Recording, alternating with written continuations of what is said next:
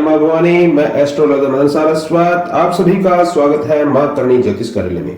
आज हमारा व्रत महात्म्य में जया एकादशी का महात्म्य, माघ शुक्ल पक्ष की एकादशी जया एकादशी का महात्म्य है। आपने माघ मास के कृष्ण पक्ष की षटतिला एकादशी का वर्णन सुना था, अब आप जया एकादशी का वर्णन सुनिए। युधिष्ठिर ने पूछा कि हे भगवान, अब कृपा करके मुझे यह बताइए कि शुक्ल पक्ष में कौन सी एकादशी होती है, माघ शुक्ल पक्ष में उसकी विधि क्या है तथा उसमें किस देवता का पूजन किया जाता है। भगवान श्री कृष्ण बोले कि हे राजेंद्र, सुनो, मैं तुम्हें बतलाता हूं। माघ मास में कृष्ण पक्ष शुक्ल पक्ष में जो एकादशी होती है उसका नाम जया है। वह सब पापों को हरने वाली है और उत्तम तिथि है। पवित्र होने के साथ ही पापों का नाश करने वाली है तथा मनुष्यों को भोग और मोक्ष प्रदान करती है। इतना ही नहीं, वह ब्रह्म हत्या जैसे पाप तथा पिशाच तत्व का भी विनाश करने वाली है। इसका व्रत करने पर मनुष्यों को कभी प्रेत योनि में नहीं पड़ना पड़ता है। इसलिए हे राजन, प्रयत्न पूर्वक जया नाम की एकादशी का अवश्य ही व्रत करना चाहिए। एक समय की बात है, स्वर्गलोक में देवराज इंद्र राज्य किया करते थे। देवगण पारिजात वृक्षों से भरे हुए नंदवन में अप्सराओं के साथ विहार कर रहे थे। 50 करोड़ गंधर्वों के नायक दैत्यराज इंद्र ने स्वेच्छा अनुसार वन में विहार करते हुए बड़े हर्ष के साथ नृत्य का आयोजन किया। उसमें गंधर्व गान कर रहे थे, जिसमें पुष्पदंत, चित्रसेन तथा उनका पुत्र ये 3 प्रधान थे। चित्रसेन की स्त्री का नाम मालिनी था। मालिनी से एक कन्या उत्पन्न हुई थी जो पुष्पवंती के नाम से विख्यात थी। पुष्पदंत गंधर्व के एक पुत्र था जिसको लोग माल्यवान कहते थे। माल्यवान पुष्पवंती के रूप पर अत्यंत मोहित था। ये दोनों ही इंद्र के संतोषार्थ नृत्य करने के लिए जाया करते थे। इन दोनों का गान हो रहा था। इनके साथ अप्सराएं भी थी। परस्पर अनुराग के कारण ये दोनों मोह के वशीभूत हो गए। चित्त में भ्रांति आ गई, इसलिए वे शुद्ध गान न गा सके। कभी ताल भंग हो जाती थी तो कभी गीत बंद हो जाता था।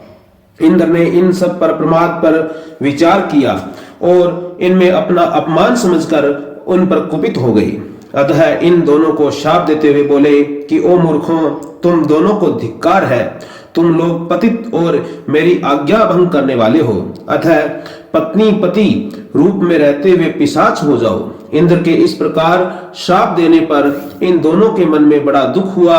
वे हिमालय पर्वत पर चले गए और पिशाच योनि को पाकर भयंकर दुख भोगने लगे।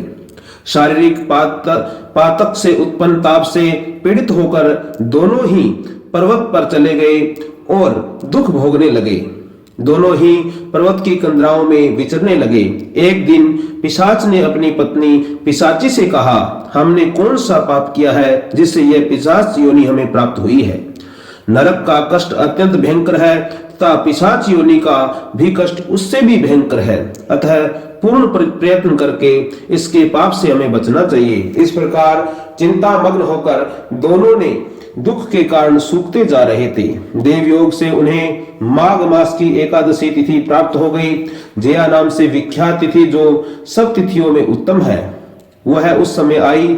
उस दिन उन दोनों ने सब प्रकार के आहार त्याग दिए, जल पान तक नहीं किया, किसी भी जीव की हिंसा नहीं की, यहाँ तक कि फल भी नहीं खाया। निरंतर दुख से युक्त होकर वे एक पीपल के समीप जाकर बैठे रहे।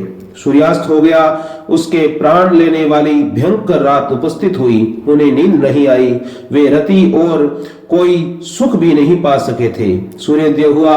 द्वादशी का दिन आया। उन्होंने रात में जागरण भी किया था और उस व्रत के प्रभाव से तथा भगवान विष्णु की शक्ति से उन दोनों की पिशाचता यानी पिशाच योनि दूर हो गई। पुष्पवंती और माल्यवान अपने रूप में आ गए। उनके हृदय में वही पुराना स्नेह उमड़ रहा था। उनके शरीर पर पहले जैसे ही अलंकार शोभा पा रहे थे। वे दोनों मनोहर रूप धारण करके विमान में बैठकर स्वर्ग लोक चले गए। वहां देवराज इंद्र के सामने जाकर दोनों ने बड़ी प्रसन्नता के साथ उन्हें प्रणाम किया। उन्हें इस रूप में उपस्थित देखकर इंद्र को बड़ा विस्मय हुआ। उन्होंने पूछा, बताओ किस पुण्य के प्रभाव से तुम दोनों का पिशाच तत्व दूर हुआ है? तुम मेरे शाप को प्राप्त हो चुके थे, फिर किस देवता ने तुम्हें छुटकारा दिलाया है? माल्यवान बोला कि हे भगवान, हे स्वामी, भगवान वासुदेव की कृपा तथा जया नामक एकादशी के व्रत के प्रभाव से हमारी पिशाच योनि दूर हुई है।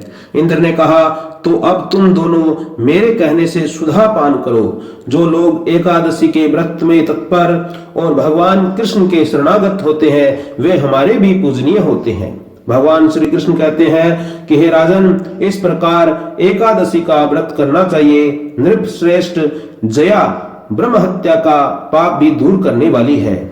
जिसने जया का व्रत किया है, उसने सब प्रकार के दान दे दिए हैं और संपूर्ण यज्ञों का अनुष्ठान कर लिया है। इस महात्म्य के पढ़ने और सुनने से अग्निष्टम होम यज्ञ का फल मिलता है।